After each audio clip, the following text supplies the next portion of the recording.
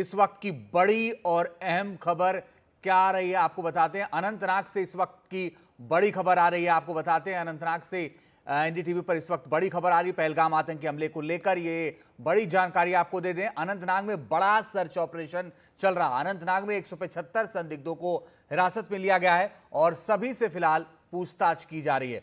तो पहलगाम हमले के बाद से लगातार सेना एक्टिव है और अब आपको बता दें जो बड़ी खबर वो ये है कि पहलगाम आतंकी हमले को लेकर बड़ा सर्च ऑपरेशन चल रहा है। अनंतनाग में 175 संदिग्धों को हिरासत में लिया गया है और सभी से पूछताछ की जा रही है, उनसे जानकारी जुटाई जा रही है, उनसे जानकारी फिलहाल इकट्ठा की जा रही है।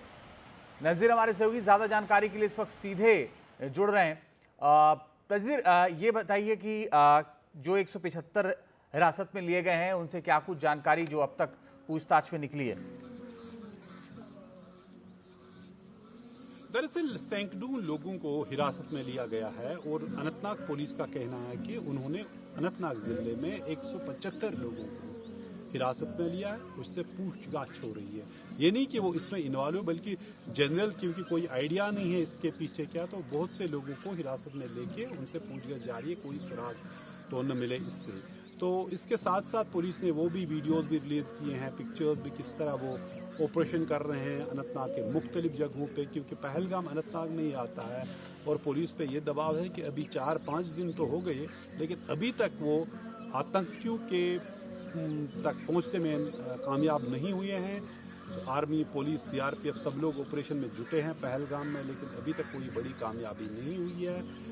जो लश्कर और दूसरे गुटों के जो आतंकवादी हैं उनके घरों को धमाकों से उड़ा तो दिया गया है, लेकिन जहां तक जो लोग जिन्होंने हत्याकांड किया उनमें से न अभी तक कोई पकड़ा गया है न मारा गया है, क्योंकि जब ये होगा हुआ ये 22 तारीख को तो फिर जंगलों में गायब हो गए, उसके बाद ऑपरेशन चला, अभी उस ऑपरेशन में कोई जो खास कामयाबी नहीं मिली है।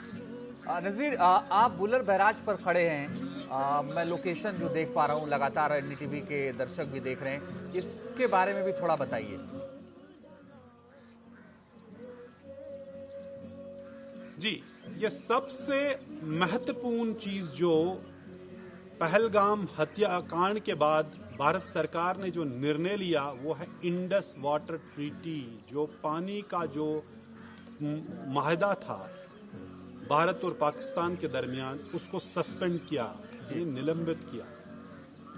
तो उसका जमीन पे क्या मतलब है? इसका मतलब यह है कि पाकिस्तान जो भारत से, जम्मू कश्मीर से जो पानी 3 दरियाओं से जा रहा है वो उसको रोका जाए। कल ही गृह मंत्री अमित शाह ने मीटिंग की जल शक्ति मंत्री के साथ और दूसरों के साथ, वो बताया, उन्होंने बताया एक कतरा भी पाकिस्तान को नहीं दिया जाएगा। मैं यहाँ हूँ वुलर पे, वुलर लेक जो है, झील जो है, ये साउथ एशिया का सबसे बड़ा फ्रेश वाटर लेक है। 189 किलोमीटरों पे फैला, स्क्वायर किलोमीटर पे ये फैला है पूरा। एक तरफ सोपोर, दूसरी तरफ बांडीपोर, दूसरे वो पूरा, ये बहुत ही बड़ा है। और यहीं से, इसी लेक से जहलिम नदी भी बहती है और जो सिंध, जो इंडस दरिया है, उसका भी एक हिस्सा इसी जो लेक झील के जरिए डाइवर्ट किया गया है। तो 1980 में ये, अगर आप देखेंगे, ये बांध बनाया गया है, ये वुलर बैराज का हिस्सा था। पाकिस्तान ने कहा कि नहीं, ये इंडस वाटर ट्रीटी का उल्लंघन है। फिर जब मिलिटेंसी उठी 1990 में तो ये प्रोजेक्ट वहीं पड़ा। 2004 में कुछ काम शुरू हुआ, 2012 में बड़ी तादाद में, जो जब उमर अब्दुल्ला की हुकूमत थी, इस पे काम शुरू हुआ।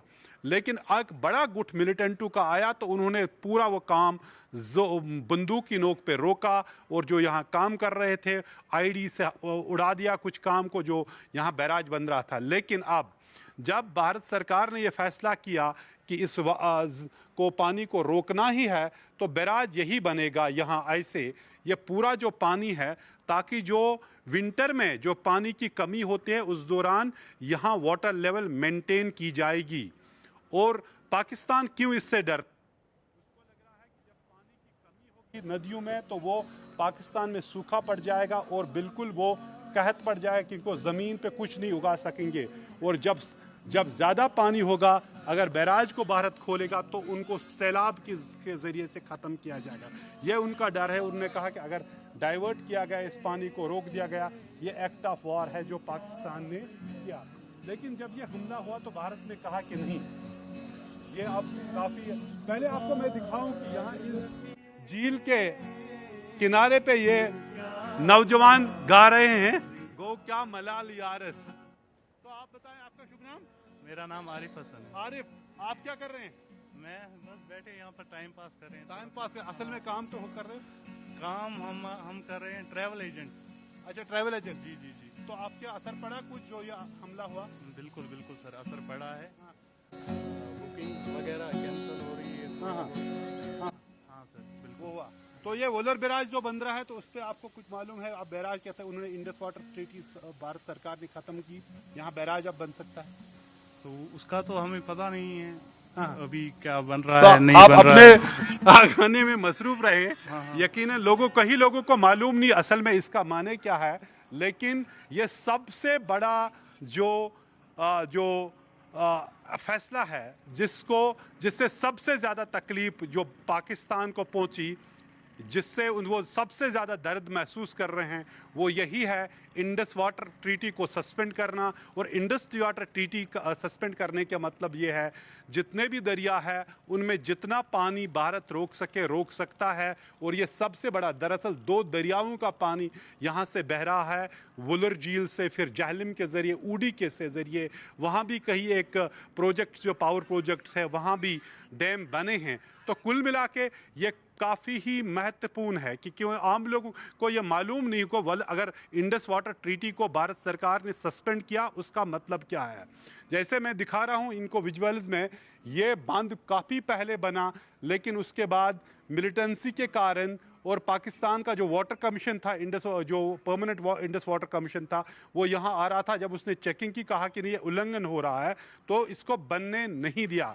लेकिन अब भारत सरकार ने बिल आखिर जब ये फैसला किया कि नहीं, इस पहलगाम जो हत्याकांड के बाद अब उन्होंने लाइन क्रॉस कर दी है, तो कहा कि जहाँ खून बहे वहाँ पानी नहीं बह सकता है।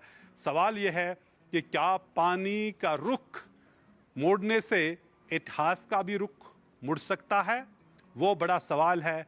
और जाहिर सी बात है, जिस तरह पाकिस्तान ने रिएक्ट किया, उनको अंदाज़ा है कि जो इस पानी को रोकने का या डाइवर्ट करने का या बैराज बनाने का या जो बांध की जो हाइट बढ़ाने का, इसका मतलब क्या है स्ट्रेटजिकली भी और इकोनॉमिकली भी। इसीलिए सबसे बड़ा फैसला, क्योंकि जो इंडस वाटर ट्रीटी थी, 3 जंगें होने के बावजूद भी, पार्लियामेंट पे आतंकी हमले के बावजूद भी भारत सरकार ने उसको सस्पेंड नहीं किया।